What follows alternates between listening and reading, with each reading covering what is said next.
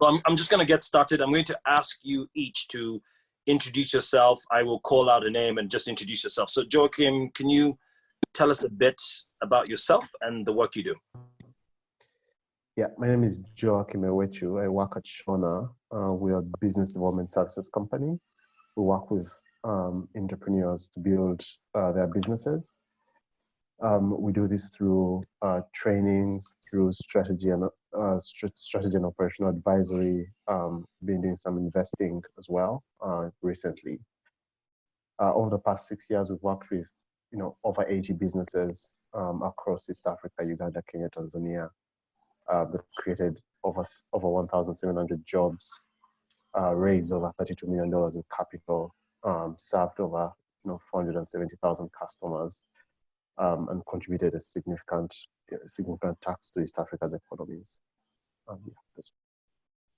Thank you very much, Joachim. Teddy, can you tell us a bit about yourself and your industry, the work you're doing? Yeah, thanks for having me on this call, Shelley. My name is Teddy Ruge. I am the founder and CEO of Raintree Farms. We are organically certified, one of the very few organically certified moringa growers and processors in the country. Moringa is a superfood of superfoods, essentially. We mainly focus on the production of oil, which comes from the seeds, mostly sold into the beauty industry. And then we also focus on powder, which goes into the nutraceutical industry as a nutritional supplement. Mainly targeted here in Uganda at HIV/AIDS patients because it's a powerful immune booster and antioxidant, so it helps them with their treatment. Also pregnant and nursing mothers to help with lactation and direct nutritional delivery to the babies. I'm also on the tech side as the founder of Hive Collab, which is Uganda's first tech hub. We'll be celebrating 10 years come October. So yeah, we've been in this industry as we've watched the tech ecosystem grow. We were there in the early days when you still had to go to Kampala Road to access the internet at a cafe. Don't we all remember those days? Yeah, the good old days. Yeah, thanks, Teddy. Bradford, yeah. Welcome. Can you please tell us a bit about yourself and your industry? Thank you, team. Happy to be here. My name is Bradford Ochieng again, Deputy CEO, Uganda Tourism Board. UTB is a government agency. It has been in existence since 1994, created by an act of parliament, reviewed again in 2008. Basically, we do business on behalf of government. Yeah. We're not a private sector, we're a public sector, but one of our roles really is to market the destination Uganda, to make sure that it's very competitive for tourists, it's very competitive for investors, those who want to invest, to make sure that the investment environment is right and good. Currently, we also do quality assurance to make sure that the tourist facilities are in order, both the hygiene, the safety, the health, and all that. So we do a lot of registration, we do inspection, we do licensing of all the tourism facilities in the country. So when you hear people are happy with the destination, I think we must give credit to UTB, because basically, in a nutshell, really, we are supposed to make our visitors happy. We will steward over this sector. Is a sector which really to us is the easiest sector to enter, to exit. This is the easiest sector that brings in equity.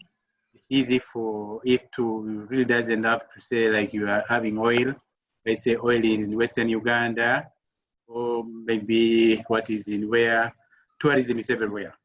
So somehow every area of the country has something to offer.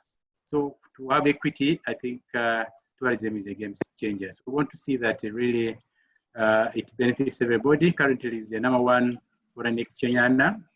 Last year, it brought in $1.6 billion. And the employees about over 800,000 people directly and over 1.6 million indirectly. So it's really a very, very big sector. And our target was to see that we have 4 million tourists by 2020 until the onset of COVID. So I think now we are going back to the drawing board, and we are happy that I think all of us are affected. So we need to come together and say exactly how to bring back the destination again. Thank you. Thank you very much, Bradford.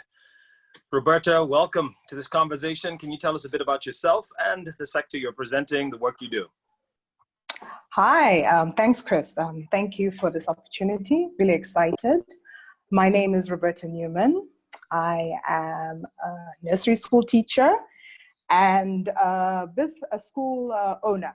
So I own 2 preschools, Little Swans Preschool and Swan Academy, and I'm a partner at British School of Kampala. The preschools deal with education for 2-year-olds up to 6-year-olds, and the British School of Kampala is from 6-year-olds all the way up to 18. And then we also do a bit of vocational because we do BTECs as well. So in a nutshell, I've been teaching since 2001. I'm mainly in the nursery section, but obviously have gone into the different sectors, whether through investment and also through maybe my own children as well. There was a need at one time to make sure there's continuance and maybe in my own school, and that's been a good thing as well. So that's it. Thank you very much. And now to James.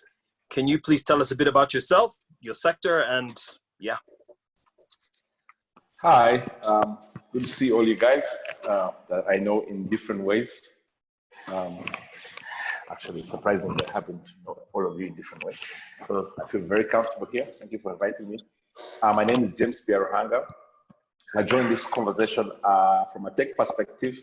I'm currently a general manager at Ruge Data Center. We're building the first enterprise level private data center in the country. I know it's very confusing to say that. Yeah, please keep cheering us on. Yeah, so it's exciting that we're doing this project because we feel like we're changing the playing field in the country, and we're going to enable SMEs and enterprises and service providers. Apart from Ruge, I'm also one of the founding partners of Rock Telco, where I still participate from a board perspective, not too much from an operation perspective. I also realized from this conversation that there's a very big sector that's not very well represented, which is entertainment and hospitality. I know it's part of the tourism conversation, but from a deliberate independent perspective, I do have a business called House of DJs, which is entertainment business. And I am sure there will be some points in this conversation where I might chip in a bit on what's happening in the entertainment sector. And at the same time, we are doing some work with the Uganda Tourism Board. So I'll be supporting Uganda Tourism Board in some of the areas where I feel like they might say things from a government side, and I'm seeing things from a private side.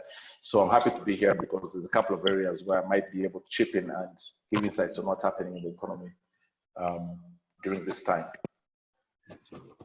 Fantastic, thank you so much. And you know, what amazing introductions. I'll do my introduction. My name is Christopher Mwanguzi Mugalu. I am the CEO of Child's Eye Foundation. Like James, I wear a number of hats. And I am fortunate to know most of you in different ways, either as friends or people that I've worked with in different business situations. Now, I am really pleased to be part of the conversation to represent children and to speak on behalf of children in Uganda, particularly. Our charity, Child's Eye Foundation, was established to support children who might have been separated from their parents and their families. We believe that every child in Uganda should and can grow up in a family, and a loving and caring family.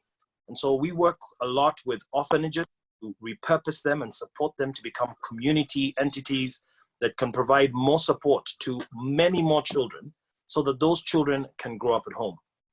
We also do a lot of prevention work to ensure that children aren't separated in the place. So we have a team of social workers. We work in partnership with government to train the capacity of the social workforce.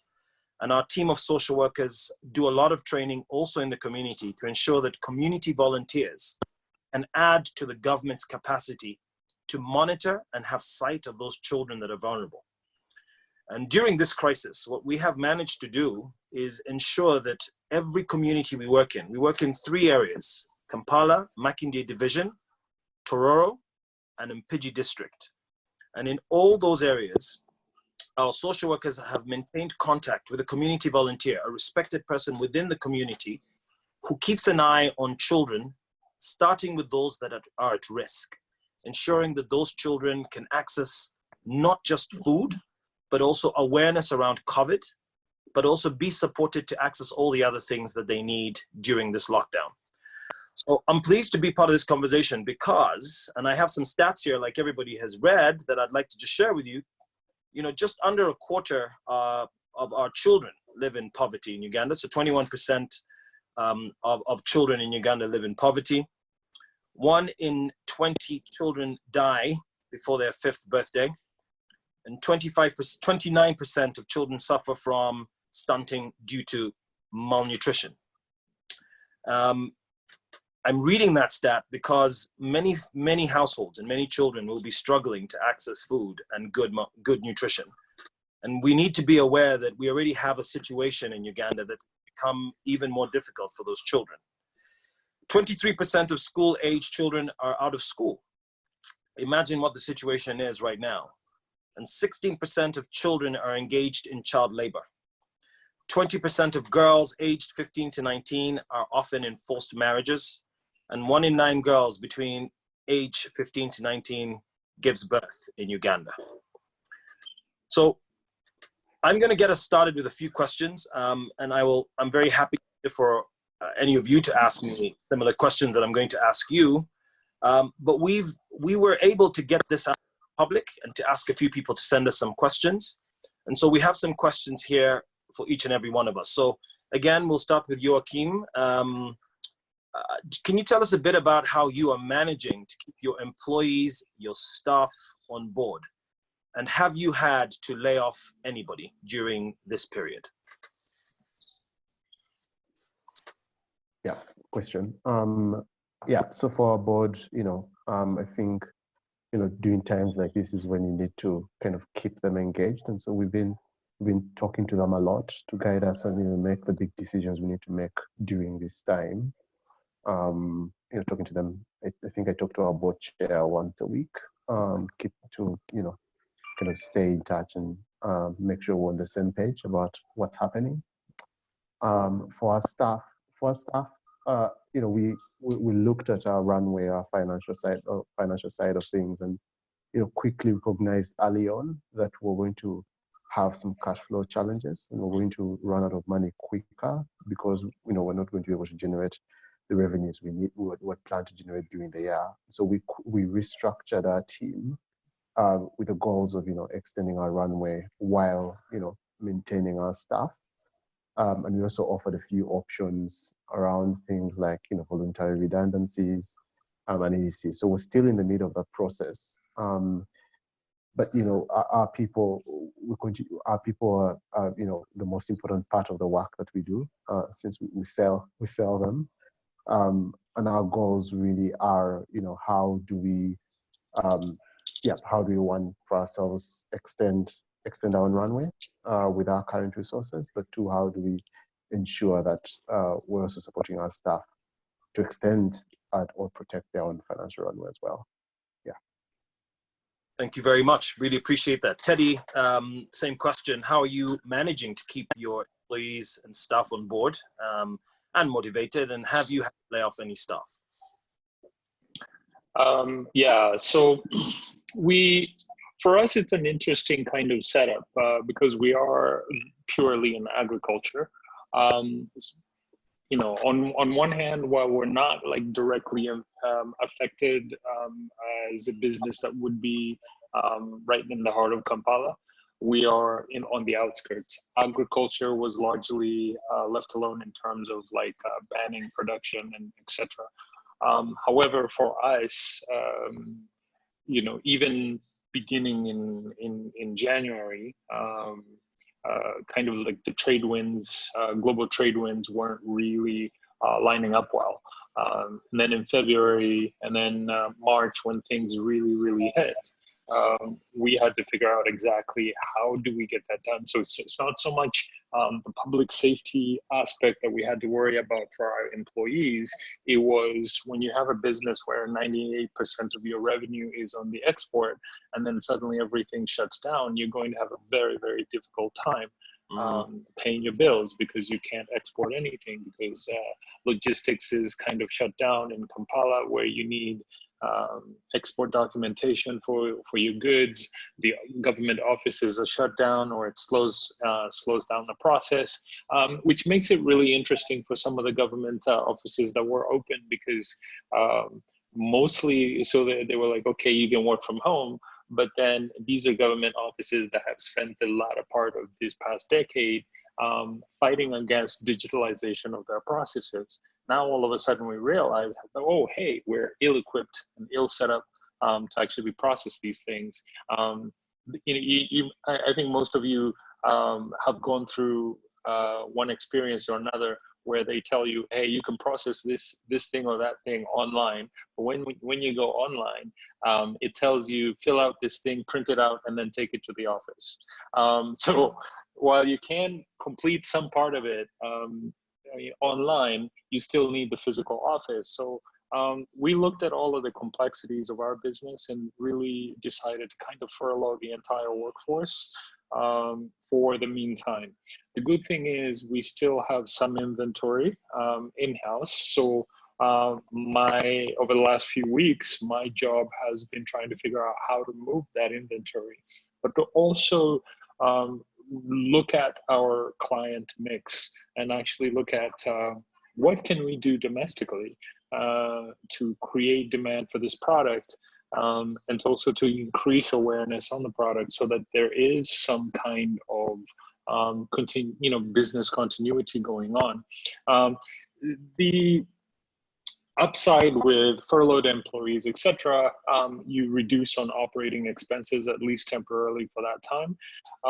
But if you're able to sell a little bit here and there, you can catch up on your bills, is the way we're looking at it, and taking advantage to transition from production side, which is cash flow heavy, to selling, which is not as cash flow heavy. So we would look at this as kind of like a mixed opportunity, but you have to pivot to where the opportunities are in terms of business continuation. So we're still thinking about product mix, client mix, and how we actually attract new customers in this challenge. So what we're also seeing is an uptick. Most of you on social media, I'm sure you see all the ads all the time.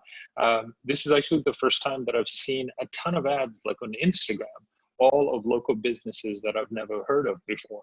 So discoverability, and also what it's also forcing people to do is to be comfortable with the digital economy, being able to, not necessarily need to physically go to a particular store to buy your product, but trusting in the invisibility of the infrastructure with e-commerce to actually get your product from a particular vendor, and for vendors to actually never meet their customer, but to actually be able to deliver and gain revenue from that invisible customer. So it's challenging times, and we're learning from it, and we're taking opportunities where they are.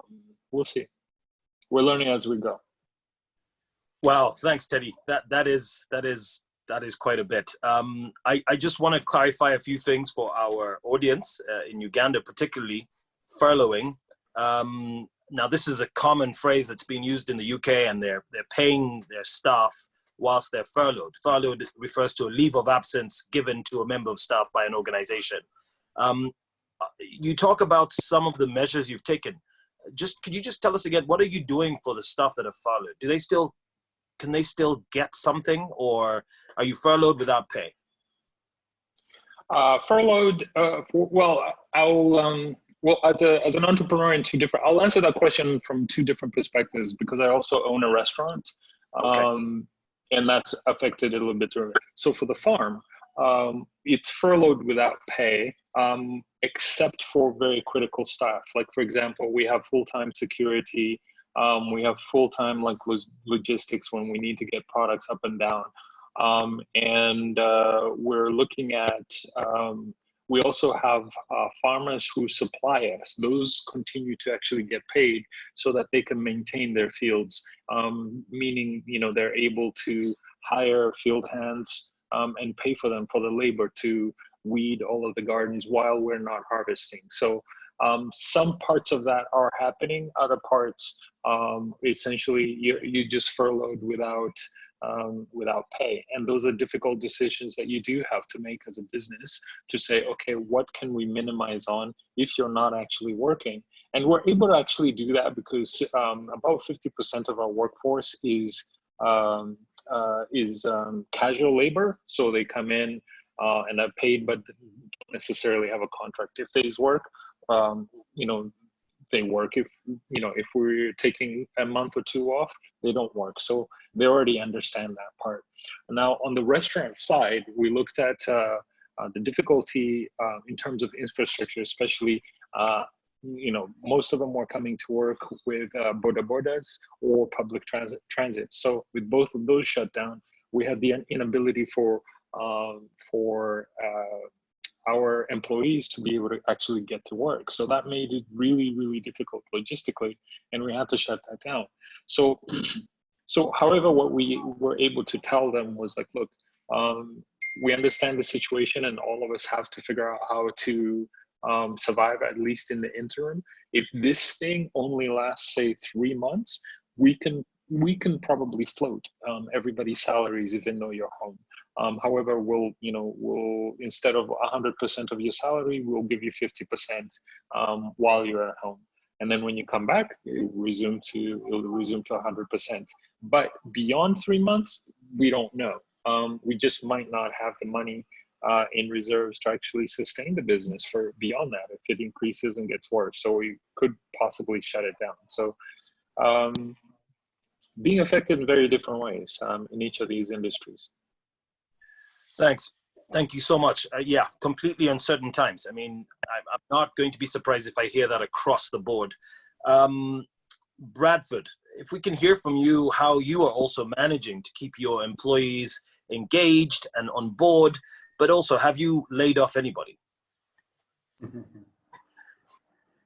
Thank you, Chris. Fortunately, this is government, and a lot of operating costs come from the exchequer, and I would want to say slightly guaranteed in a way. But I mean, government is a bureaucracy, as you know. It's a big bureaucracy, and we think it's a clean bureaucracy as well. Currently, financial year 2019-20, I could round it that the government budget is about 40 trillion, and close to 70% of that is actually expended through public procurement. And when you talk of public procurement, then definitely, it also touches on the private sector, because normally it is the private sector that actually delivers or supplies government. So again, yes, this has affected us because one, James will tell you, because it's supposed to be part of our would say supplier or provider. You need a lot of interactions, you need a lot of approvals, you need a lot of processes and all that. And some of these go outside UTB. Yeah, if you want to make a single payment, you have to go to Ministry of Finance, you have to go to Bank of Uganda, and eventually, the lead time sometimes, you have 4 days, 2 days, depending. It doesn't bounce or something like that. So again, yes, it has affected our business. in a way, because most of the procurements that were underway, because the law demands that some of these you need either to interface with the provider, or you need to get approval from the Solicitor General, or all that. So some of those processes, some of those where we reached, some of those actually are currently waiting the lockdown to be lifted. So yes, it has affected us. Two, also, this quarter being the last quarter of the financial year, we had a lot of activities lined up to be executed. Some actually inward activities, expos, some also external expos that we are supposed to participate in. Some we had even committed. We had committed. So you can see the risk that was involved and all that. Suddenly, it just came, boom, no traveling. So we had to sustain our participation in all this and all that. We also had activities, ideally, that Uganda was supposed to host. You remember the famous G77. This was supposed, the first of its kind on the continent. It was supposed to come to Uganda, the airport there. 134 countries plus China. We're supposed to converge in Kampala. Again, suddenly these had to go. And you can imagine that private sector had prepared to receive guests and all that. And we're expecting almost close to 6,000 delegates. That is big in terms of money, big in terms of preparations, big in terms of losses. Similar to that, back to back, we're also supposed to have a UN summit on global health. Again, almost one of the first of its kind in Kampala. That one had also to be postponed, and a lot of others. And as UTB, we actually party to this. We're involved in the preparation and all that. So we had to push this. Of course, inward as a board, we are lean staff. We are about 39 staff currently, and a lot of our staff do promotion marketing, and there's a lot of them also do quality assurance. So again, for the quality assurance, definitely we've been very, very busy. Very, very busy. If you have to you talk about quarantine, they must be in the facilities that must be hygienic, must be safe, that must, ensure that, people get in and get out well. So again, as UTB, all these facilities, we needed to go there and ensure that they are fit for habitation. Some of these WHO guidelines, we needed to be there to make sure that we understand them well, so that in the post-COVID, then as UTB, then we need to probably roll some of these outside. So again, we have been busy actually. Part of these, assurance with some of these facilities, we have been party to that. We've been moving through and through. Of course, also for the marketing team, of course, since suddenly traveling was, stopped, social distancing was implemented, meaning that, of course, the facilities now, people probably think now there's no traveling and all that. We need to make the destination present in the minds of people. So again, using the social platform, we've actually been out there trying to make sure that, people know that you're going to see there, you're going to see very safe. And thank God, really, really, relatively, we have been very, very lucky that so far so good. The numbers are low, the deaths are not there, and we hope to remain like this. And definitely, this will also be a selling factor for the destination. Again, I think the impact has been there, and the impact still continues to mount. We pray that really sooner than later, this should come to a stop so that we see exactly what needs to be done. Thank you. Thanks, Bradford. I'm really pleased to hear that there's still work, and I'm so glad to hear about some of the work that you're continuing to do. And I'm really pleased we've had this opportunity for people to hear this, because some part of the industry or the sector might not be as busy as it was, but your team and your workers are busy. People are still getting on with the work. Also, I'm just so pleased to hear about the future. You still know that there's a future here. And I think it's important for us to remind people that despite what's happening down, we need to continue planning for the future. And we need to continue thinking about that. So, really good to hear that.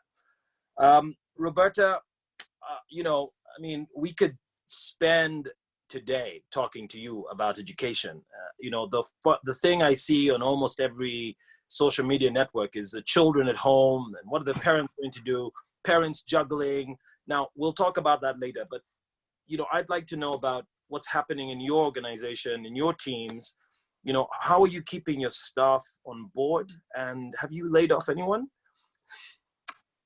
Wow, yeah, this is definitely a difficult time, a time that we've been thrown into uncharted waters, especially, schools. Schools, we're usually in buildings, we're in classrooms, we have our teaching aids, our tools, we have the interaction with the children, we get feedback. I mean, you'll be able to work individually with the children, and poof, just like that. COVID-19 has come, schools are shut, we are not able to travel, staff are not able to travel, parents can't bring the children. It is really, really a difficult time. And one thing for sure I see for schools in general, it's been how to get on board online. Now, if I had to go to the preschools, you can imagine that is another ball game completely. We work with children who are 2 to 5 years old. Their concentration span is like limited and will lengthen through time, and they learn through play, interaction, they learn through activities, social settings, and just like that, all that has been taken away. So with these little ones, our problem has been trying to come up with a way to keep them involved. I mean, like, parents are calling off, what are you going to do? Send us Zoom teachings. And I was saying that to get a 3-year-old to sit down for like even a 15-minute lesson is really, really hard. So that's been really, really hard. I had a meeting with my staff about this, about the way forward. And we're thinking about creating packets of work, online instructions, but simple, very simple ways. And it's also important for my staff to keep active because we have, obviously for the year, you have lesson plans, objectives, and things the kids have to learn. And if they're not learning them, they fall behind. And then, the challenge is now a lot of schools, institutions are here, especially on the older kids, have given up even exams. So assessments are not as continuous. Also, they're not present to even assess them in the case of the young ones. So with the staff, I've just been we're thinking, we're trying to be interactive. This is the nursery schools. We are thinking outside the box. A lot of us, I must say, we're probably not very techie savvy. So that's also become a new thing, how to get online. And even if we do get online, how would we interact with the children? So in the preschools, very, very difficult. But with my staff in the preschools, sadly, I had to commit to half salaries, 50% for the coming 2 months, because as you know, schools rely on fees. And if we're not charging fees, we have no finance pool to dip into to keep them on board. I'm just hoping this situation be short term. As you know, we're all anxious for Tuesday. We can get some way forward, at least a date, and then we can know what we can do with the preschools. On the side of British School of Kampala, obviously primary and secondary, 6-year-olds to 18-year-olds, very different ballgame. But we do the international system with Pearson. So there has been some support there, and also a lot of online material has been presented, which has been available, whether it's free or, there are many perks popping up all over the place. So to engage learning is a little bit easier, but it's not natural. Like we said, we're used to classrooms, tools, interaction. So with the primary and secondary school, Zoom has, we have lessons on Zoom. We have an interactive time after the teacher delivers. But the other day, my own son, who's 6-year-old, was in a Zoom lesson, and he had even taken off the mic, he had played with the screen.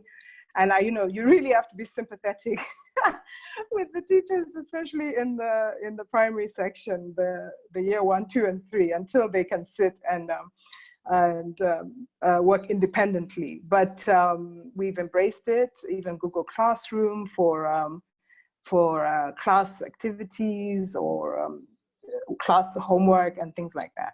So that's working really well in the primary and the secondary schools. Glitches, obviously, because this is not natural. We're obviously learning. We even had a big PSA meeting, Zoom meeting, lots of feedback from parents. Also, you can imagine, they're like, do they want to pay full fees?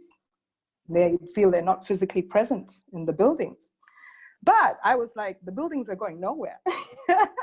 They have to be kept. The staff, support staff have to maintain the schools.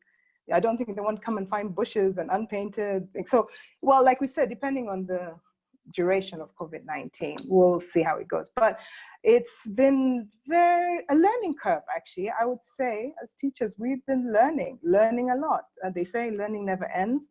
And with secondary, at least we manage in primary, we managed to get a fee structure. We gave a 15% discount on our shillings fees. So that was an enticement because we understood that parents had to buy gadgets, probably pay more for connectivity. So I think it's commendable that we actually were thinking with our hearts more than as business owners. But obviously those implications will trickle forward, but the sooner we get back to being in session, the better for all of us. So that's what I would say for now. Thank you so much, Roberta. That is such an amazing insight, and what a wholesome approach to thinking about the way you're going to exist. There is no doubt that every sector is going through what you're going through, so I'm really grateful that you've been as open and honest about that. We will definitely be asked about schools that are not like yours, and I just want to know what you think that schools in rural areas, education facilities where children have no access to internet, what can they do? And this is a question to think about. This is not a question that Roberta has to answer now. By the way, I have some answers for that question. Okay. But we will be asked that question. People will watch this and they'll say, oh, good, good enough for the kids who can afford this stuff. And excellent that many children in Uganda now can access internet, but not all the children can. What could we say for those families, those children, those schools? Yeah, I mean, I thought about that. I just thought, wow, this is such a different playing field. Especially, you'll be surprised, even in maybe what you would consider we are middle class, some parents have to buy 3 devices. So there is a strain also on other families. Spaces in a home where children can create to make their learning spaces. I mean, even that's limited. But rural areas, yes, this is a very, very difficult time. I watched a heartbreaking on TV news session, and there was this child who normally would be in a boarding school where there's power, where there's water, where he can read, and he's back home, obviously in a more impoverished area. He's doing housework and chores. So even the time for learning is restricted. And then he also light. I mean, it's getting dark. And then in schools, he probably has access to his, writing books and the actual lessons. And here, it's not possible. But I asked a few, especially people with children in national curriculum schools. And I know that there's an effort to put lessons on radio. There's an effort to put lessons on TV, but that's a huge scope. I mean, it's quite daunting. And you can think from P1 all the way to S6, but there's effort. There is an attempt to get the information out there. Sadly, like you said, your statistics, how many children are in school? A lot of children are going to lose out, especially in the rural areas. I mean, it's going to be catch up. I really do believe if this could, like I said, if we could get back into session, we are going to work on catch up. Those students need dedicated time and resources to just get them where they need to be. Whether it will be available, it's another matter. Whether well-wishers out there and more NGOs can be involved, there's going to be a huge impact, because generally the learning differences are going to be drastic, where before we have free education and suddenly it's there, but it's not accessible. So that's really, really unfortunate, but I'm hearing good things out there. I think I read somewhere in Kenya, there's something called Eneza Education, and they're partnering with the giant Safaricom to do something on phones And, you know, in Uganda, we love our phones. We do. Somehow we find money for airtime and Airbnb. So maybe that's an angle we can also start looking into through the phone. You find even in rural areas, everyone has their little phone, and I don't know, we'll see. But it's sad, but also it is forcing us to think about how they can access, how they will continue to learn. They are definitely mountains to climb, but yes, yeah, it is really something to think about. And I'm sure people are, like you said, you have some thoughts on it. So maybe you can share too. Roberta, did you happen to see the Anne Kansime kid on the parent? The kid was learning at home and had some questions about the homework she had to do. And then Anne Kansime, as the parent, called the teacher and said, "How dare you require me to know these answers? I don't know the answers. I paid you for the answers. Now I don't know because I never finished school. What do you want me to do? I paid you the fees. Should you now pay me to answer these questions?" So I think that's a segment that we actually should think about and talk about, is that yeah, we're now requiring students to learn from home, but we also have to think about, for a majority of them, the parents probably don't have the educational base or background or the time to actually or help the patience. Students. And yeah, and to become a teacher, the cook, the wife, all of the things that women in this country have to struggle with. Now you have to add on teacher, when they struggled to send to save their money to pay for for someone else to actually do the teaching. Now they have to take on that role without the money. Yes, and imagine how that's going to affect productivity in a workplace. Because these parents at home trying to manage and teach these kids with our support and probably with the information we've given them, but they're getting onto their meetings later, they're doing all they have to do later. That means fatigue, work hours, it's all affected. There's a bigger, it's just a domino effect. I mean, as much as you want to isolate it, but the beauty is that, we might have more teachers. Someone Chris, might find their calling.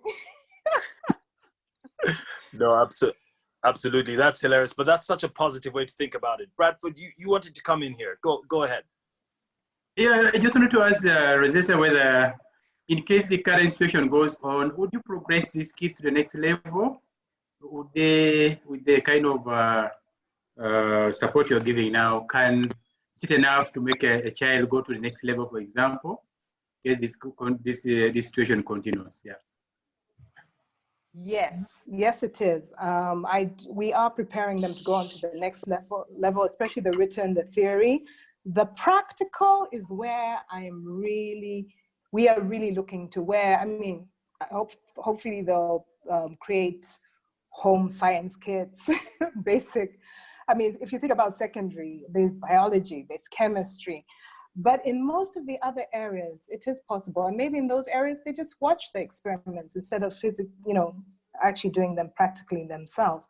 But they are being prepared. We have so much support from Pearson and EdXL Pearson from the UK. So we have a lot of support that way. I mean, the online learning tools are there. The teachers have embraced it. So our students in particular, British School of Kampala, I do believe we are fine and we're going ahead and they will be prepared. And unless, like you said, this really needs to end soon so we can deal with any other hindrances. But they will have a full curriculum covered, and apart from maybe the practical aspect, the rest will be done. They'll be prepared. Thanks so much, Roberta. As I said, this series will cover almost half the things we need to be talking about. This is why I really want us to keep having this conversation. Really quickly, just to tell you this, I think that our broadcasters and our print media have got a major role to play during this period. I grew up in Uganda in the 90s where every television program was almost educational or had something to do with how are you learning or how are you teaching your children. I also work for Straight Talk Foundation, And we recorded that program in over 30 different languages across the country, and it was aired. And it's how we taught people to stay safe and to make the right choices.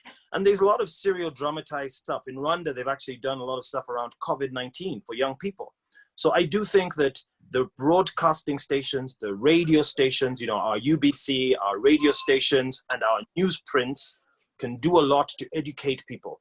Of course, you know, we need to think about what Teddy said. You know, not all parents have the ability. And I know this even for my own children.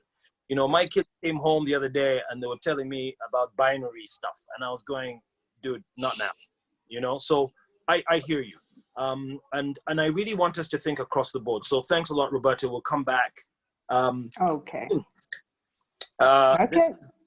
Thank you very much. James, we're asking people about how they're keeping their staff motivated. And I've seen you on social media, on, you know, you are, you know, if there's anyone I know that's absolutely motivated during this period and knows that we can keep going as a country, as a sector, it is you. How are you doing this? How are you keeping everybody else in your team motivated across the different businesses you own and run? And have you laid off anyone? To your question, I'll address it in three different ways, right? I'll address it from a Ruge perspective, where I'm running this new business that is in construction phase, and I'm just basically building a new team. We're installing this machine, the data center. We are pre-selling it. We are sensitizing the market. This couldn't have been worse timing for us because we were going live in end of Q1 or beginning of Q2, right? And this kind of really threw a spanner in the works. As a matter of fact, for us, we sort of got wind about the whole situation as early as December, because we started getting challenges with some of our suppliers, especially from China.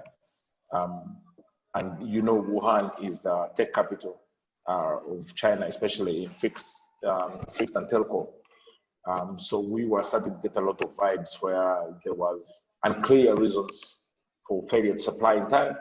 And then the more we pressed, the more we got some answers. And towards Christmas there, we kind of got information that there was an impending situation that was serious enough.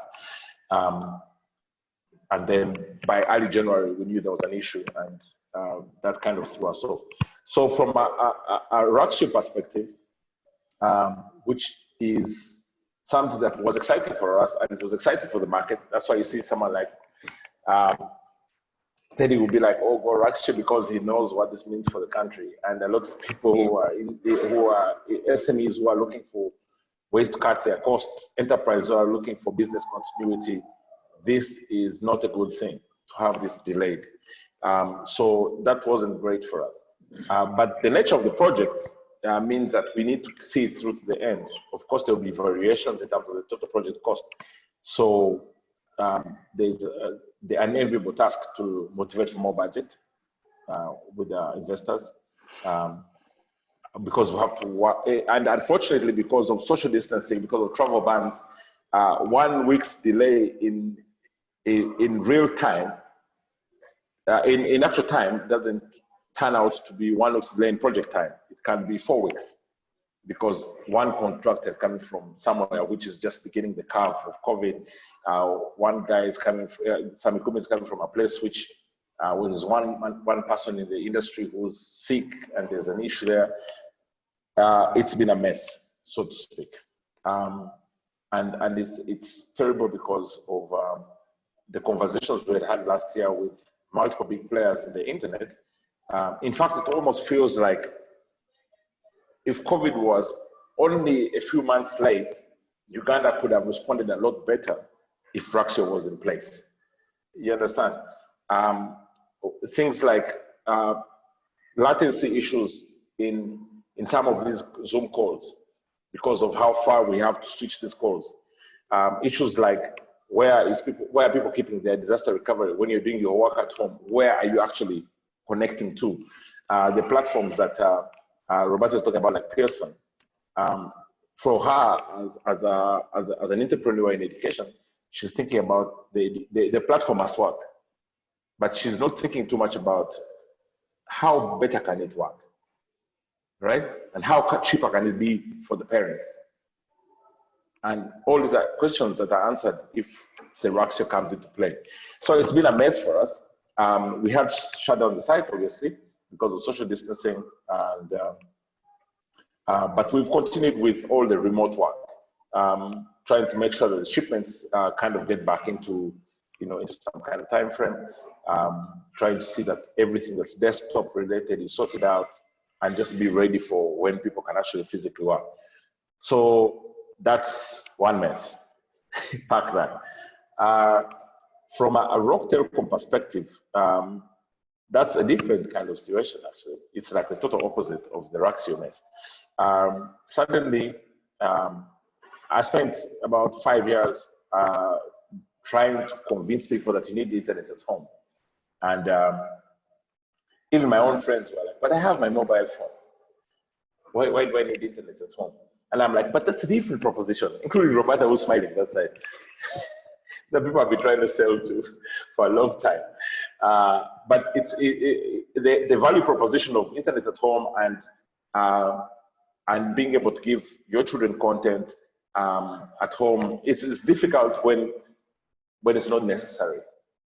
Now, the need for working at home has sort of forced a drive for people to start seriously thinking about the quality of service for your home internet. So Rock predominantly is a fixed service provider, right? And we don't have dongles or MiFis. We basically provide your internet in one location and give it to you. And this has played very well into Rock's business strategy and Rock's business structure. And right now the issue is being able to meet the demand in terms of how fast can you make the installations? Do you have enough equipment to install the customers? Of course, the requests are overwhelming. And secondly, how do you provide a quality service? How do you avoid a situation where your quality starts to drop because your customers are beginning to increase? And finding that balance is the hardest part. So from a Rock perspective, that's been the fight, but it's been great business for Rock because the demand for internet has never been higher. There is a slight downside. The enterprise business drops because no one is working in the office, right? And the enterprise payment is the one where people are also sensitive to the check. So companies usually kind of pay without overthinking about when to pay, how much to pay, and stuff like that. So you need less enterprises to make the same bill as more residential connections. So it's a different situation, but sometimes, pennies make pounds.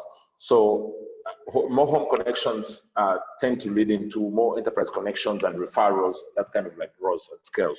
So, but in the large scale of things, I would say that Rock Telecom business has done very well in this situation, and it's to the place where we've had to really keep our foot on the pedal to just meet the customers' requirements.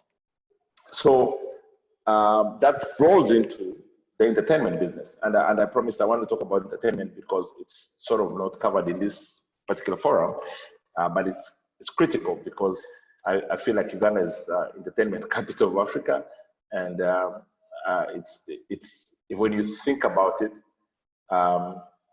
almost all of us have something to do with entertainment. Mr. Ban tonight, you would testify to that. So,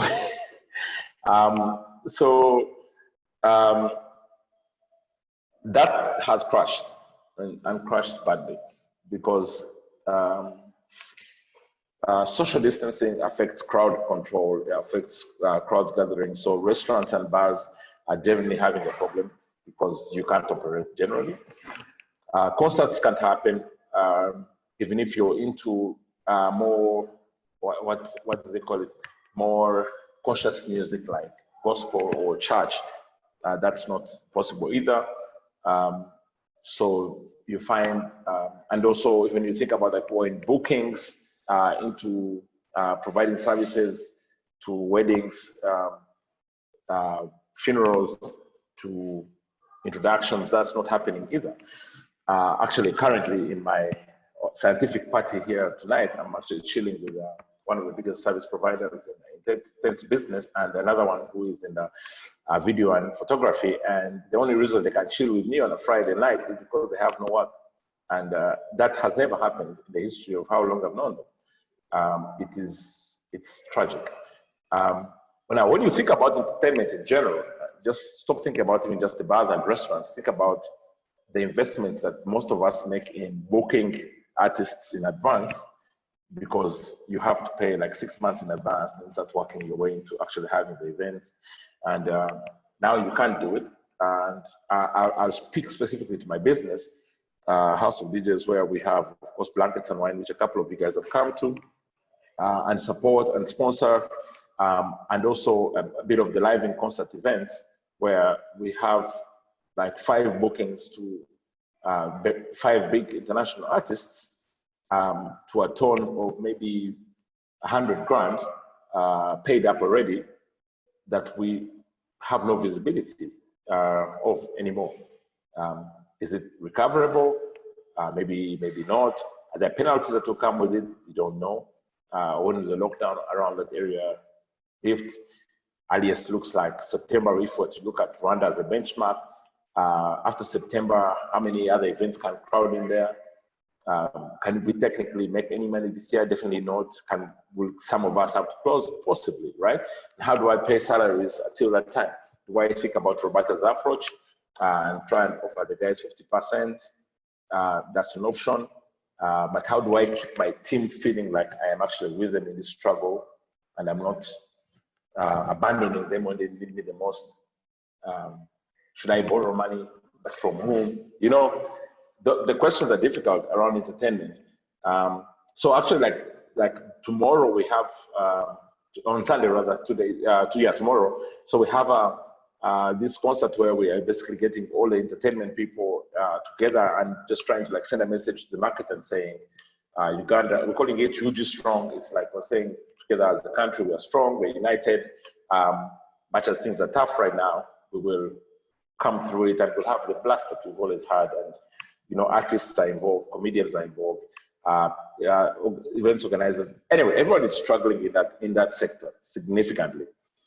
Now, park that, and I'm sorry, I'm kind of dragging on, but I just feel like a couple of these things need to kind of come to the forefront, because most of our viewers might not understand how the whole thing ties together, right?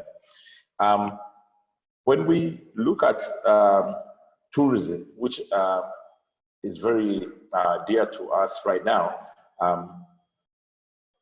so we are currently in a big conversation, obviously, with UTB, and we've already gotten a lot of work done. Last year we did a lot of work around like the Tulambule campaign that you saw. This year we had the biggest plan that Uganda has had for tourism, and I can tell from the tone from Mr. Deputy CEO that it couldn't have been a worse time for this to happen. Because I think in the history of Ugandan tourism efforts, this is the first time that the government had put so much commitment behind UTB, and UTB had put so much commitment behind the agencies.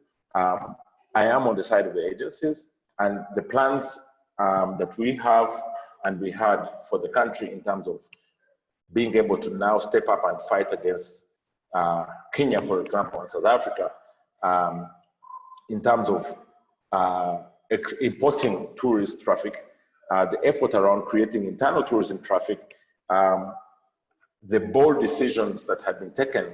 It's no secret about the Mama Awards, for example, that Uganda was hosting the next Mama Awards. You heard about G77 that was also coming up. You saw what happened with Tourism Expo shortly before that, which was like a launch pad of all these different things. There was the new campaign had just started rolling out, the Pearl of Africa campaign. You saw the billboards coming up. There was a lot of money put behind this, and there was a serious commitment around being able to push the Uganda's brand out the way that everyone has always wanted Uganda to go out aggressively. And this happened. So the timing is not great for the effort that the government had put together, for the budget approvals that we had received, and also for the agencies that had come on board and putting together so much time. So, I mean, you can look at it from two angles. One angle would be to think about it as, okay, this is a mess. What do? Do we chill and wait till next year? Next year is next calendar year, next financial year. or is this actually an opportunity as well, right?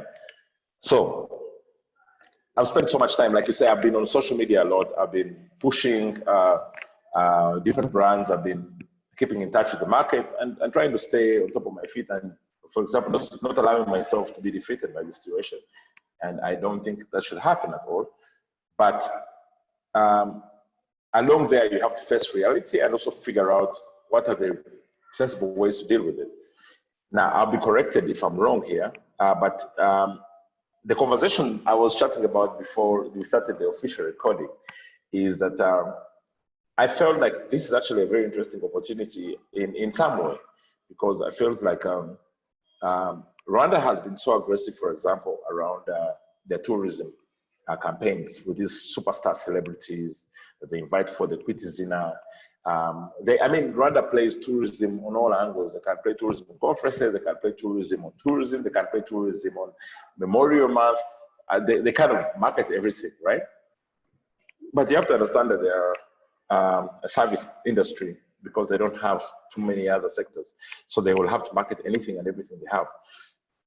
Kenya was very aggressive with the Magical Kenya campaign, and it really brought back Mombasa to its shining armor and woke up places like Diani and Watamu and places that had so long died, right?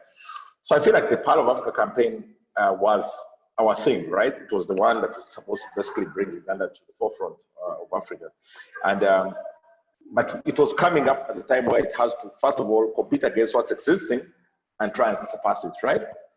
So I feel that in this crisis, there is like a light at the end of the tunnel.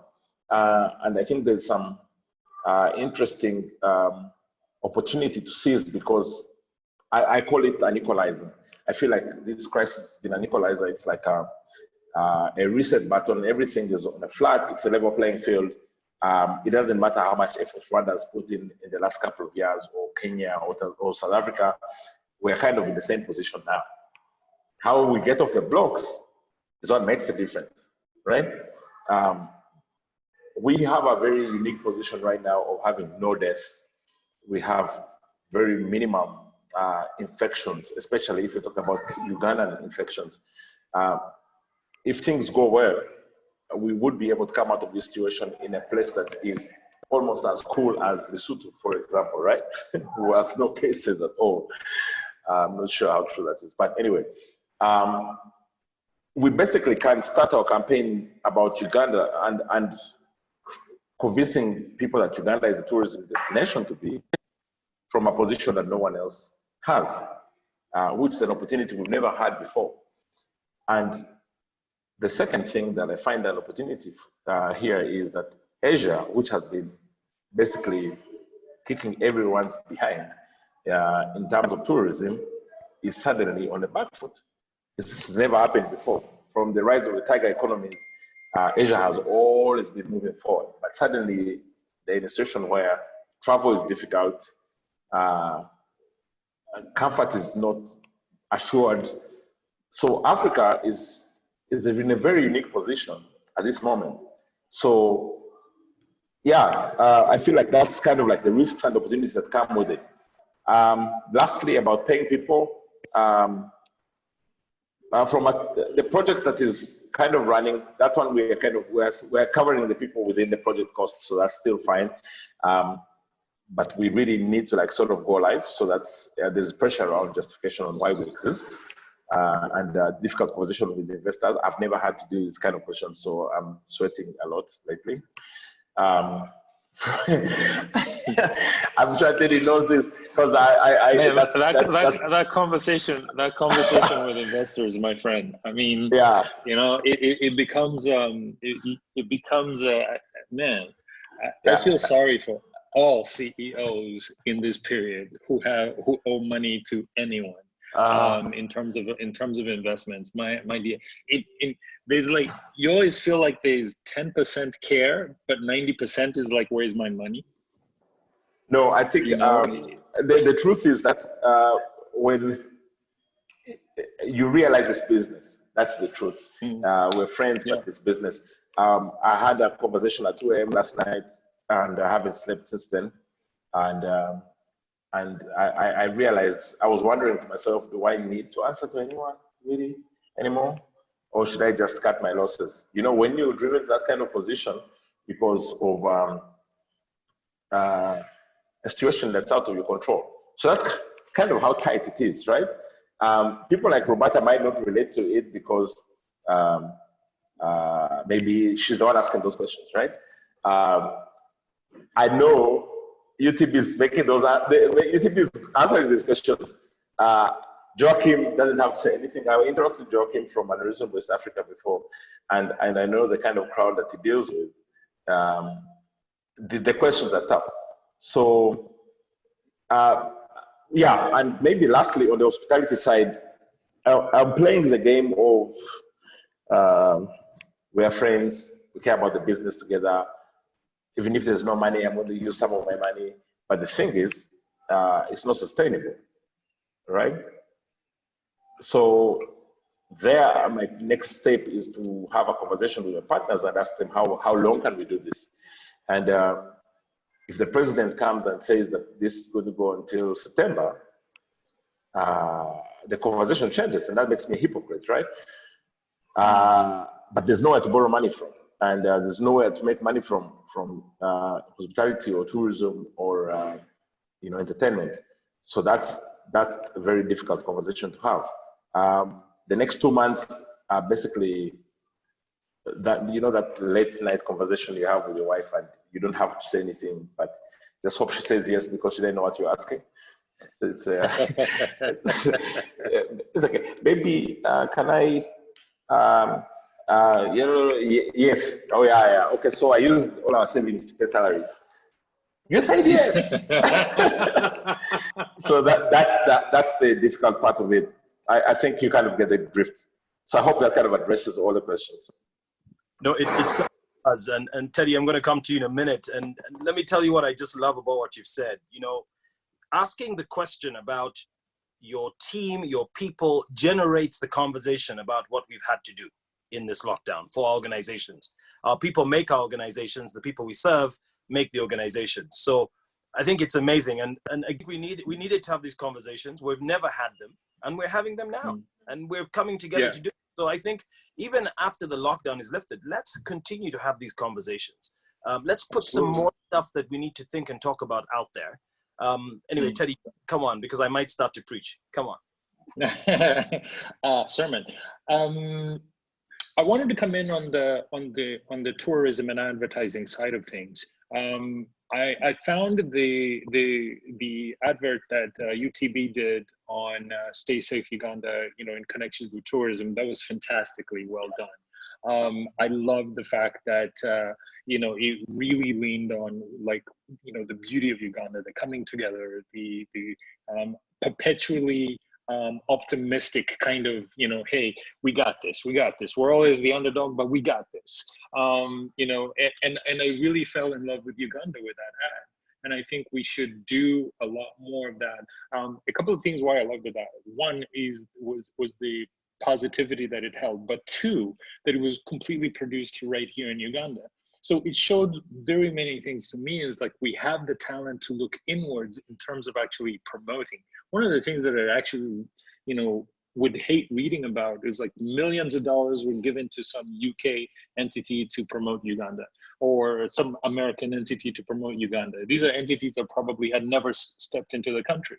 So seeing us relying on our talent, really, really good talent, to actually be the storytellers of why the 256 and the Pearl of Africa is the destination for people to come, was really, really beautiful to me. And I think we can use that same kind of energy to continue selling the country and positioning the country as the destination. I mean, we've kind of fallen off of the 2012 #1 world ranking in terms of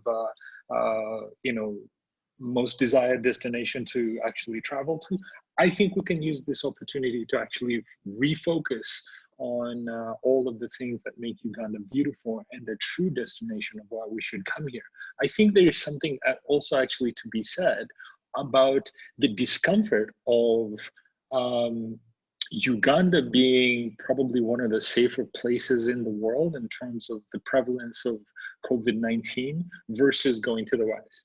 It was odd to me, but while I do understand it, for the first time, I was actually watching friends fly to America and the UK, and I was worried about them. Normally, when it comes to global travel, anyone tells you that they're going oh, we're going to this African country or we're going to Africa, period. And, the first question is always like, oh, but are you going to be safe? So it was odd having to repeat that question to people who are being repatriated back to New York, back to London, and actually really worrying about them when the safest place could have been right here. But I understand that it's where you want to be with family in terms of crises. So I think going forward, I hope UTB and the entertainment industry and the tourism industry at large spends the time looking at really creative ways how we can come out of this in an aggressive manner. In terms of where do we put the investments, where do we put, what stories do we focus on, what investments do we do in the sector, because that's I heard the numbers earlier, that's a lot of people that are directly or indirectly affected by a complete and total shutdown, and we have to be aggressive to actually be able to catch up post-lockdown. Thank you so much, Teddy. Really valid. Joachim, I want to come back to you because most of the people represented here are talking about very interesting businesses, but you have in your portfolio a wide range of social enterprises as well, and many other business structures. So I'm going to answer the question, but then I want to come back to you after I answer the question and ask you how you think other businesses can adapt, especially those that don't use the internet, in this period of lockdown, but also after we come out of this period. How do they come back? How do they survive? How do they rebuild? How do they rethink their strategy? So I'm going to answer the question because it will be unfair if I pose the question to you guys and I haven't answered it. And I want to agree with everyone that talked about CEOs, business owners looking at themselves during this time and thinking, my goodness. I mean, I could never have imagined that I would be thinking, strategizing, having to forward plan the way that I am doing it in this period. So you guys know, I don't know if the people watching this will, but most people know that our organization is in Uganda, but I'm actually not based in Uganda, and I visit the country every 2 to 3 months. I was in Uganda when, the government decided that they were going to lock it down.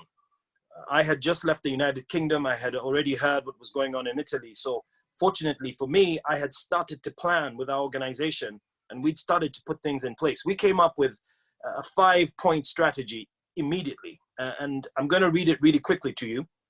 And it will enable you to understand how we chose to keep and also support our staff through this period. So the first thing we did was we put in place a sustainable, a responsive and sustainable strategy. And the first thing we did was we said we're going to prioritize the safety of all the children and families and the beneficiaries we work with. Now, the children and families are the people who receive our services.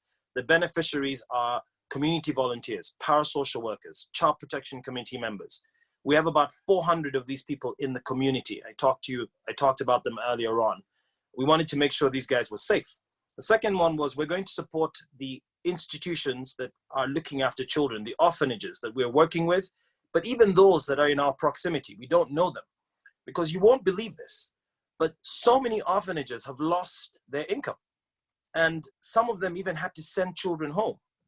And so we're asking the question, is it going to be sustainable for these institutions to continue? How do we support them? How do we support them to ensure their children are taken home and are stay home safe? But also, how do we get the government to ensure that the policies are in place during this period?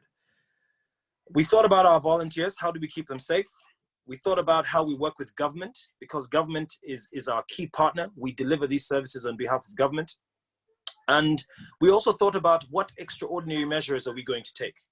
Now, in terms of our staff, it took me at least 3 weeks to decide what I was going to do with income. We're a charity, so all the money we get is given. So when James and Teddy talk about the investors, I know those investors. First of all, the first question for me was, now that there's a lockdown, how are you doing your work? So we had to adapt our services. Nobody knew how much we needed our social workers. You know, if there was a time we needed them, this is the time. So what we decided to do was ask and consult our staff, and we decided to carry out a 20% cut in salary from the UK and Uganda for all staff, which was welcomed really well. So we have all staff in 80%. We considered following our staff in the UK, and we're still considering it. We're probably going to do some of that at different stages so that we can keep some of our staff here. We have about 4 staff here in the UK, and 48 staff in Uganda. And then the other thing we did was really reduced our cost and diverted it. So we went back to our donors and said, look, we will use the money you're giving us now to respond to this crisis. So food for the families that need it, income to buy medicine for the families that need it. So starting with our most vulnerable children and families, but also PPE for the community volunteers, and also data and credit, believe it or not, major investment for our social workforce to be able to call families every day and to be able to call the community volunteers. Some of these community volunteers have never had data on their phone. They don't know what WhatsApp is. So we are now moving to that stage where we'll be talking to people like James to think about how the community volunteer can have a smartphone with data to be able to also take a video of the families they're visiting so we know they're okay, but also to send information back to us. I'll give you a small example. The Ministry of Health had these amazing e-posters. They were on WhatsApp.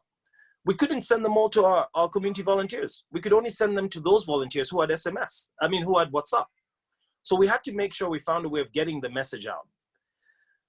So what we've done is we have decided to keep all our social workers in, keep them very safe, like most of you. So all our staff are working, but they're indoors. And what they're doing is they're coordinating all the response with the community volunteers. And one of the reasons that has worked for us is because most of these people in these rural or urban rural settings don't want outsiders coming in.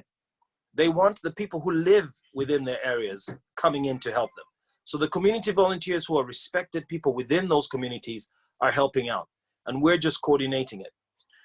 I didn't think I'd share this today, but I will tell you, for me, it became a reality at 3 p.m. yesterday, how serious this situation is. For a long time, I've been telling donors and supporters, there'll be some serious risk to vulnerable children. But yesterday at 3 p.m., I received my first call about a child that has died during this lockdown. And that child was epileptic. And the reason they were referred to us during the lockdown was because the people who support them, the organization that supports them, couldn't access food or medicine for that child. So they were referred to Child's Eye Foundation so we could send a community volunteer to monitor this child. Sadly, we couldn't do much, but we could get food to the rest of the family. Our social worker also got an ambulance to take that child to Mulago. The child and the parent were tested for COVID-19 to make sure that there was no infection there because the child was having respiratory issues. Unfortunately, the child died yesterday afternoon. Now, if that isn't a reality for anyone else, you know, we are a charity working with children. We talk about the vulnerability that not just COVID-19 will bring to children, but the lockdown itself. That really woke me up. My biggest issue is going to be the future, and we're not going to talk about that now, but my staff are motivated because of that. You know, I've done so little to keep them going. They know how serious it is, and they know how important our work is. So we've been fortunate enough to ensure that they want to keep doing their jobs. I'm also very sure they'll keep taking a cut, but I do know that they need to survive as well. So look, I just wanted to share that with you. I want to come back, and we're coming to an end of this because I know that we're running out of time and we have a lot of other things to do. But you know, we've agreed that we want to talk more about these things, so we will schedule time to do that. I want to come back to you, Joachim, and ask you about some of the other businesses you support. You can give some examples. I've seen that Shona has put out a lot of guidance, a lot of information. It's been fantastic, some that I've even used. I'm proud to be a coach, a mentor with Shona as well. But what are you guys telling businesses about their future, about this period? How are you guiding and advising them about their sustainability?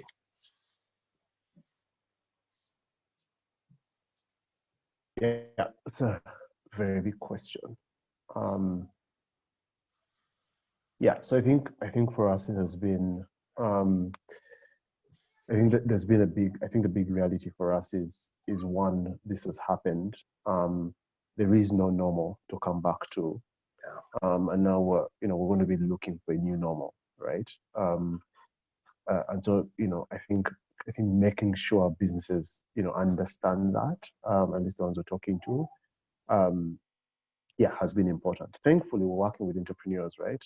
They're creative, they're innovative, and tend to be more optimistic than everyone else, right? Tend to see lots of light at the end of tunnels, right? And that has been, energizing to see.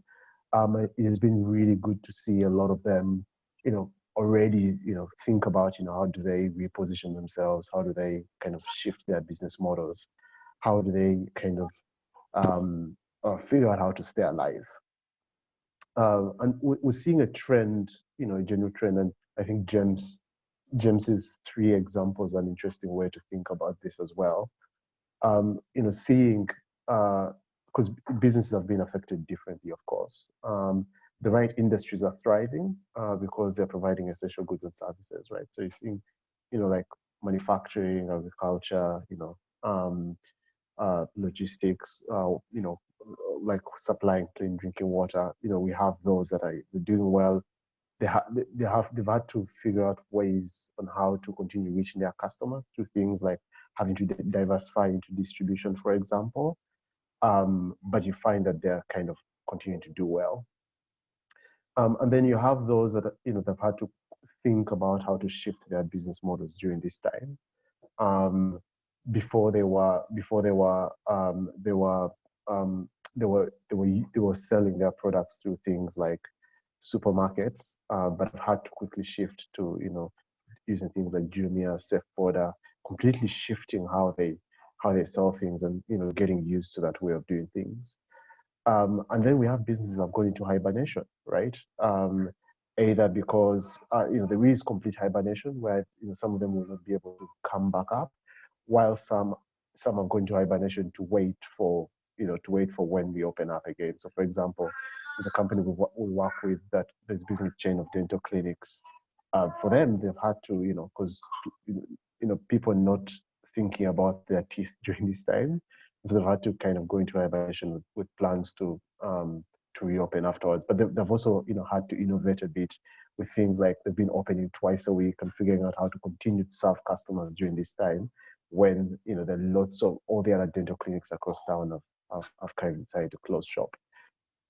And so I think for us it's around, I think asking, like in our conversation with lots of businesses, is around being realistic about what's happening. One, you have to acknowledge the gravity of everything that's happening, not to say all hell's doom, but I think start with, do you really know or understand the gravity of what's happening in terms of the fact that there's a physical lockdown, the fact that like customers are choosing to focus on a few specific things, and the fact also on the investor side, you guys talk about investors, right? Also on the investor side, there's a lot of we've talked to lots and lots of investors to try to understand their behavior, and everyone is they're coming from the point where, one, they're not willing to give new money. Some of them, for those who are lucky, are doubling the numbers. So think about how do they support their companies to succeed during this, to come out of this period well. But also they're coming from they're planning for the worst, basically, right? And I think about this as a 12 to 18, 20 month thing, which means that there's going to be a shortage of money flows to come, money flows to this part of the world, for example, that is going to limit where people can access investment. So kind of, do you see that? And I think once you acknowledge the reality, then the optimism has been kicking in for most of them. Then the question, what do I do about my business in light of all this? And so it has been really helpful to see how people are shifting with things like shifting to using more technology, shifting to online, kind of doing things like utilizing delivery businesses and etc. And then lastly, continue to see the opportunities that, continue to listen to their customers and see where the opportunities are, right? So the government has been talking about import substitution, I think one thing we should all acknowledge that our government, the health side have done some really great things. They have also been saying the right things. For the first time, everyone's like, man, like you guys are like saying the right things. Of course, there is that part where it comes to like, how are they going to act afterwards? So when the president talks about like, we don't like, yes, like we're relying on imports, but now we're going to do import substitution. We're going to capitalize UDD, tell people manufacture locally. That's all the right things. Hopefully they're able to fulfill all these promises. But I think there's a question around, are you seeing the opportunities as well? So those are the three, some of the three easy ways. This, it's a big question, and it's kind of company by company. But I share the same optimism that some of you share around there is light at the end of the tunnel. When the future, as I think I was reading somewhere where I was reading an article that was talking about like, this is not disrupting, this is not changing anything. What has just happened is the future is arriving quicker than we expected it to. And so the big question is, how do you continue to thrive and survive during this time? While I think the last point here is what I worry a lot about. We talked about education and the rural schools. I think some of us are going to figure out how to move on and survive during this time, but most of the population is going to struggle, not just with things like education. We're talking about like technology, right? I don't know if there's a word, technology poverty, right? You have a group that is quickly moving on to order stuff online and get it delivered. And then you have a group that, has no idea what to do. And that continues to be a worry. And something that, we need to intentionally look at as we build our businesses, as we move on. There is this huge, 70, 80% of the population that has a high risk of being left behind. Thank you so much, Joachim. You've really got us thinking. So I'm going to allow short responses. I think James, you wanted to say something first, then Teddy. If you guys can come back on what Joachim has said, just short responses from both of you, and then I'm coming back to you, Bradford and Roberta, to end this. Yeah. Okay. I want to say what I think is on everyone's mind. We really can't exhaust this conversation in 1-2 different episodes. So I want to suggest that we are going to be like doing this thing on a regular basis. I'm willing to make the time because I honestly, I wasn't sure how I'd feel about the whole thing. Now I'm feeling like this is something I want to be part of, and I feel like collectively we have a lot to say that I think a lot of people want to hear, and will give some guidance. And I actually just want to even sit down and just listen to everyone here. So I think I would request that you please consider that we humbly think this is going to be a good conversation that we can have on a regular basis, whether it's going to be twice a week or once a week, because I think that every person here has a topic or an area that needs significant consideration in conversation, to the point that we have not scratched the surface on any one of the topics. So I think we are onto something good, and I think people appreciate that if we actually give it some fair time. The second thing I wanted to talk about is, I think Joachim kind of like, what do you call it? Like when you're in a music concert and there's this guy who comes out from behind with a guitar and like plays all the right notes, and the lights are dim, and then suddenly he sings, and he also sings well, right? So Joachim just kind of did that thing in the show where makes you think that okay, we're not really we're not addressing all the issues properly, right? Like we need to have a show where we're going to focus on Roberta's area, and then she's going to be the guitarist and will be the backup vocalist, and then we're going to move Joachim and we're going to move it, like that. If you guys can accept that, I think we'll give more value to the economy, to the society, and to ourselves as well. Other than that, it's very difficult for us to actually achieve so much more tonight, because unless we have 5 hours, and I don't think we have 5 hours. I only have one glass. I only have one glass of wine for this conversation, ladies and gentlemen. So if you say your address, I have a this will help. And it's all my please do. Yeah. So I wanted to follow up on and I think what Joachim said in terms of this access to the internet and how now pivotal it is and how important it is to the ecosystem. I think before we were having a conversation about the digital economy. We even last year had a fourth industrial revolution conversation. But those kinds of things are always, out of reach, kind of like that Vision 2040 and Vision 2050, we always seem to be updating, but we never actually see what the actual steps are.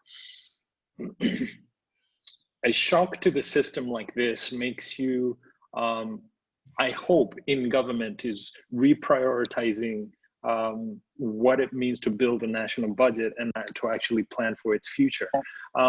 I've been someone that's been following the budget and seeing what is being allocated to the ICT sector, and I think it was less than 1% or something like that of the national budget. I think it would be disastrous for us as a country not to realign our thoughts and actually say the digital economy is going to be of great importance to the country's future and its place and its standing also in the world.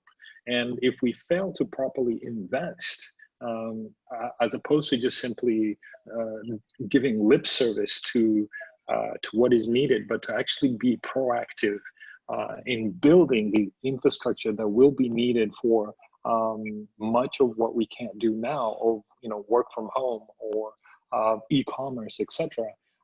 It's going to be really, really amiss.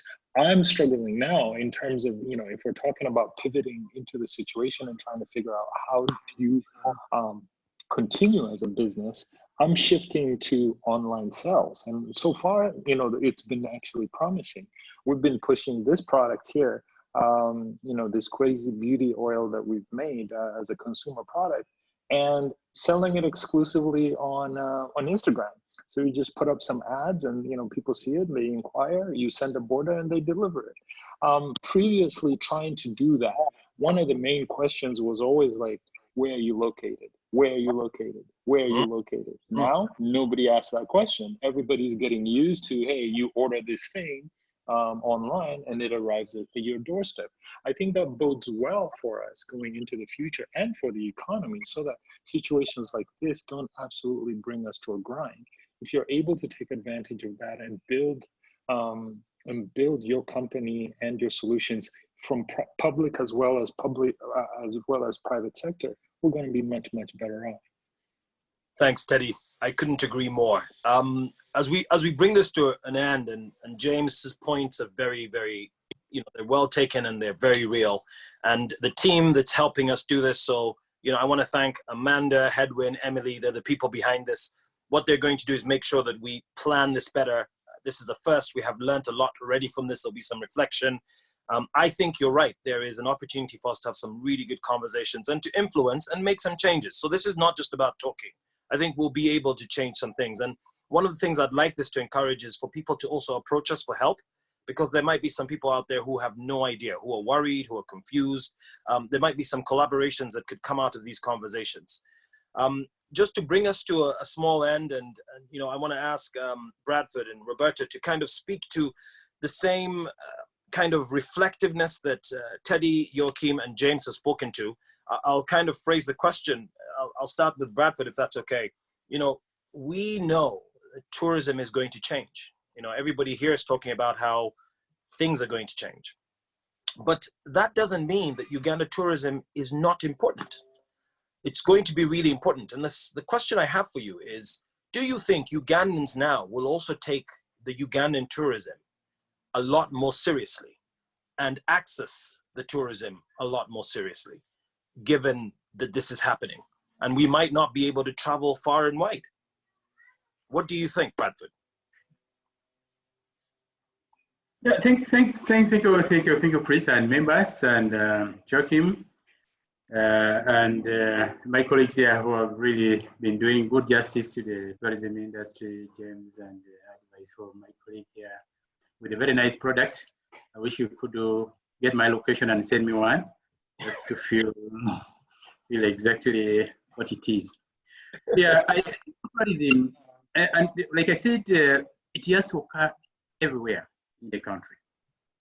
For us to fill the entire country, I come from Karamoja, which is far off the city here. It's a big place. That is almost 10% of the country, 10%, and it's quite big. It is one of the best parks, I think, in the country. The cultures that they are there, they're very unique, very authentic. They've never been tampered with in all this time.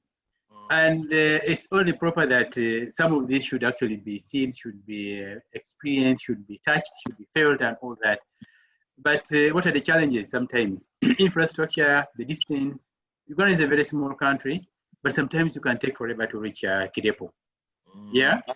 So I think for us, instead of taking all the time as Ugandans to stay on the road for forever, I think we need to ensure that these facilities, these assets are actually reachable with the minimum cost in terms of time and in terms of money. So I think government is trying to prioritize what they call the tourism roads in this country. Joachim gave a very good example. There's a divide. There are those who know how to get their products. There are those who are still asking how do we get them. Yeah, and partly because I think the cost of ICT in this country is still slightly expensive. We have come from very far. Yeah, we have come from very far, but we are not yet good. So I think, again, as they say, I think all of us should have a voice, all of us to give a contribution to ensure that really for tourism to get out, we need really to use ICT. A last study that was done by UNWTO in terms of the tourism sector leveraging ICT, we're 119 out of 140 comparators. 119 out of 140 countries. So we are not doing quite well in terms of this. In terms of having our destination competitive, I think also we're not doing very well. The hygiene, I think hygiene again, we scored very badly. It's defeated only 4 countries, yeah? But now with this COVID, I think this is what we should actually embrace. Somebody put it well, we have all been formatted to start from zero. So now how to get out of this park? So I think now, as I said, even with this lockdown, our team has actually been working to see exactly where we are, trying to provide some of these entities and making sure that all these guidelines are actually put into perspective to ensure that our facilities actually embrace them. Members, you also need to know that currently, by the way, the numbers of tourism, just in brief, out of the 1.6 that we got the other here, over 1.2 actually from the continent. 1.2 million from the continent, from Africa. And then again, when you isolate again the continent and you come home, East Africa and the Great Lakes. Kenya is leading with Rwanda, over 400, 380. DRC is over 100,000. Tanzania, 91. Sudan, 36,000. You can see that really we have the numbers. And luckily enough for us, within the continent, these three countries, Tanzania, Kenya, and Uganda, they have the numbers. They're in over 40 million in terms of population. So which means actually we need just to put money in the hands of the people, disposable income, to make sure that people travel. The one thing I also want to say that if you look at the destination Kenya, last year, Uganda was the #2 source of tourists to Kenya. We followed America. America had 246, we were 230,000 Ugandans going to Nairobi, of course, as you know, where they go to the beaches, they go to all this and all that, you understand? So this could actually be converted. This could be converted and make sure that we give them the relevance that why shouldn't they go outside? Why should they come in the country?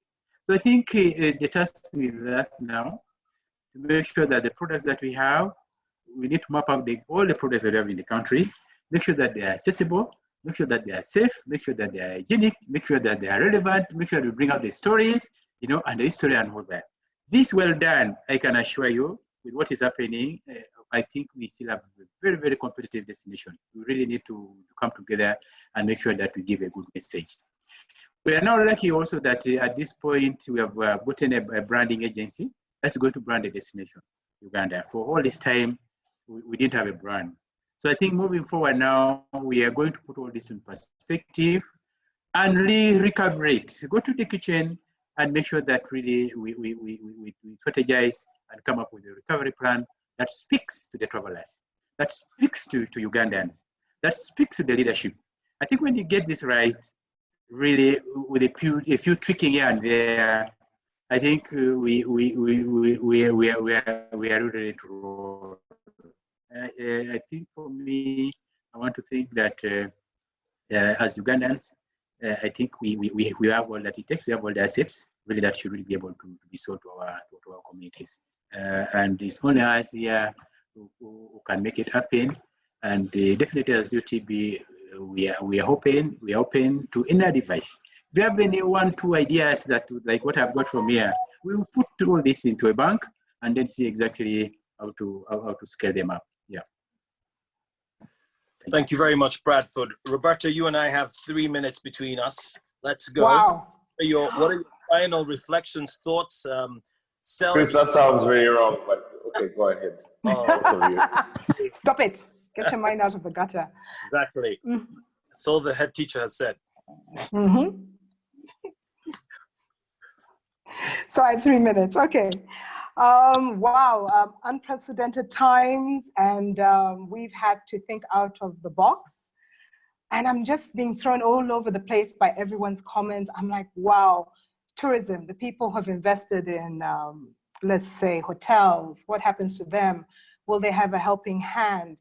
I was thinking about myself. Yes, I'm there. Maybe it's time to look into investors. As much as you guys are saying that it's a difficult time, but the longevity of the schools is important. Maybe there's someone ready to put in, do a good investment at this time. Once the lockdown period ends, schools are definitely the way to go. I would also say that, we've been pushed to think, like I said, outside the box. So now, in the case of the teachers, even though it's a 50% deduction in salary for the preschools, we want to top it up once we're back and functioning. We have looked at banks, they're overwhelmed right now into overdraft facilities, loans, but I think it's still bright. It's positive, there's a future. We just need more insight to plan longer. We need to know details. Even once we opened, are things going to be the same? It's going to be a new norm. Are we going to practice social distancing in schools? How is that going to be implemented? I know we are the biggest number to get back together in different locations. So we probably will be at the end of the changes, of the leniency to get back together. But in that time, we're trying the best we can. And, keeping the teachers motivated, the online learning, a lot of, I'm sure people are now looking at other options of income. I personally have even started looking into agriculture so that I can also have a substitute income for myself. But on a good note, appreciation for teachers has been profound. I think all you parents now really look at us and say, wow, you have the patience, there's new respect. There is, and that is such a silver lining, that there's a real cry out there just to appreciate teachers. And we are needed, we are important. We will come back strong. Schools will open. It's a matter of time. Now you can demand for better pay. Exactly. Yeah, now you'll speak very strongly about your values. No, No. please. Okay. That's, on the education conversation, we shall start the conversation with: are we paying enough, too much, or less? I'll go first. You're not yet paying enough. Now that you know the work involved, you're not paying enough. Next time. I cannot. Yes. So yes, and the ministry, we really understand that the Ministry of Education is, right now their hands are tied. They just need dates and timelines and things. So in the private sector, we were lucky enough to move forward, make changes, get a lifeline to have continuance. But in the national schools, everything's pretty much standstill apart from just information out there on radio and TV. But like you said, Uganda has maintained our numbers down, the deaths are 0. So I do believe it's bright that we should be opening soon and schools will get back in session. That is that's what I want, at least, and a lot of parents want as well. Yeah. Whoop, indeed. Yep. All right. So folks, look, I will summarize it in this way really quickly. I think, first of all, each and every one of us has a very important thing to talk about. I have not liked moderating this and talking about my sector because I just feel like Roberta said, there's a lot to think about. Roberta and I come from a very similar sector, but very different things. You know, children are going to be impacted greatly throughout the period. And James, you could have made it better. Almost everybody is going to be affected by that because many people are parents. And many people are feeling this pain of having to ensure that their children aren't left behind, Bradford said, in ensuring that their children can meet all the standards they're required to meet. But I also feel for teachers who themselves have children at home and have to ensure that they're teaching other people's children. So there's something really important we need to think about. I want to take this away. Hashtag technology poverty. I mean, what a beautiful thing. Joachim, thank you so much. Not everybody will access the internet. I know that in our organization, it's been a blessing to us, but with our service users who are very poor and can't afford this stuff, they won't be able to teach their children and they won't be able to buy products on the internet. So the next time we have this conversation, I'm really keen to talk about how we reach those families. Something I really want us to think about before we end this is we will talk a lot about business, a lot about the middle class. In some of these conversations, I really want to talk about the bigger population, the folks who can't even access what we're going to put out. They need to hear these conversations and they need to hear how they will be supported.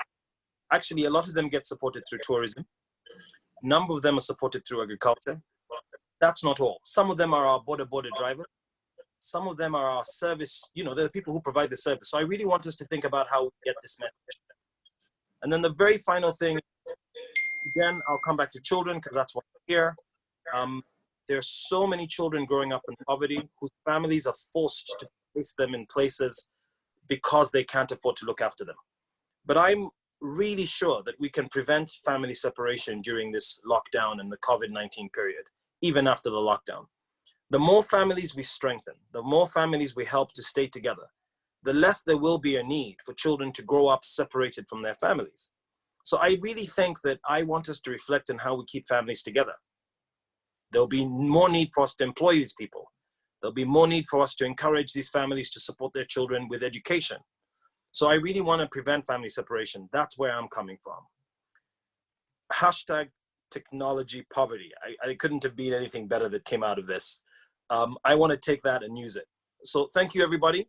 We'll be back hopefully very soon.